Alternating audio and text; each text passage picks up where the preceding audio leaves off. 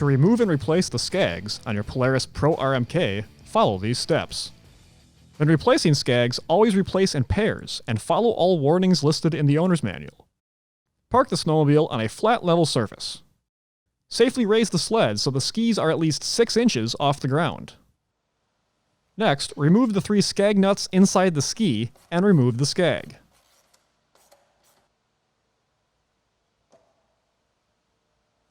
Inspect the skag for wear or damage and replace if necessary. Next, align the skag studs to the ski mounting holes and install the skag. Then install the 3 skag nuts and torque to specification. Once complete, safely lower the snowmobile to the ground. For more information, see your authorized Polaris dealer or visit Polaris.com.